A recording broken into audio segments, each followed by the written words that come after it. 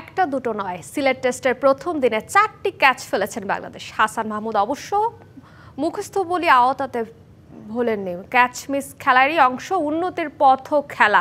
হাসান আরও বলেছেন, সিলেটের পিচে রাজত্ব করবেন স্পিনাররাই। ওদিকে আইরিশ ব্যাটারদের পারফরমেন্সে পোস্ট ম্যাচে হাসি খুশি সময় পার করলেন সহকারী coach Gary Wilson. Catch miss তো ম্যাচ মিস, ক্রিকেটের বহু পুরনো কথা। ওয়ানডে টি-20তে ক্যাচ মিসের খেসারত অনেক সময় দিতে হয় হেরে, টেস্টে তাও কামব্যাকের সুযোগ থাকে। তারপরেও 4 ক্যাচ মিসের দিনে দুর্বল প্রতিপক্ষ আইরিশরা যখন 270 রান তুলে 300-র উপর ট্যালি নিয়ে যেতে চোখ রাঙাচ্ছে, তখন কাঠগড়ায় ফিল্ডারদের না থেকে উপায় কি? 4 ক্যাচ মিসের মোহরায় দ্বিতীয় উইকেটে পল স্টার্লিং ও অভিষিক্ত কারমাইকেল গড়েন 98 রানের জুটি। ওই জুটি গড়ে দিয়েছে 300 ইনিংস। দিন শেষে টাইগারদের ওই গড়পড়তা জবাব, ক্যাচ মিস খেলারই অংশ।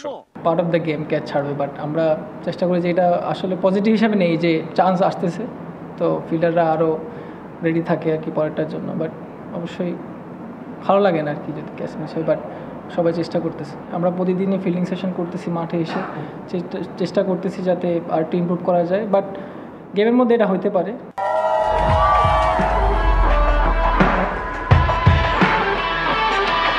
ফিল্ডারদের দুর্দিনে স্পিনাররা ঠিকই কুড়িয়েছেন সুনাম। বোলিং ইউনিটে স্পিনাররাই ছিলেন বেশি কার্যকরী।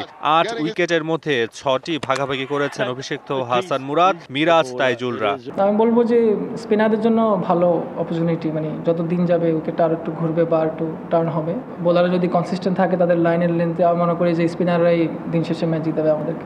এদিকে আইরিশ ব্যাটারদের পারফরমেন্সে খুব একটা অখুশি নন দলটির সহকারী কোচ। বলছেন, অতীত ইতিহাসে এই মাঠে গড়ে হয়েছে 200 করে রান। আমি যতটুকু জানি, অতীত ইতিহাস বলছে এখানে গড়ে 200 রান হয়, এর বেশি খুব একটা রেকর্ড নেই। আশা করছি দ্বিতীয় দিনের সকালটা আমাদের হবে এবং ব্যাটাররা তাদের দায়িত্ব পালন করবে। আমার প্রত্যাশা ব্যাটাররা সেটা পারবেন। সিলেটের উইকেটে সময় বাড়ার সঙ্গে সঙ্গে স্পিনাররাও পেয়েছেন বাড়তি সুবিধা। শেষ সেশনে আইরিশদের চেপে ধরেন মিরাজ, মুরাদরা। তাতেই তুলে নেওয়া গেছে 4 উইকেট। আর এতেই কিছুটা স্বস্তিতে মাঠ ছেড়েছে Bangladesh. তাসওয়ান Nafi, DBC news desk.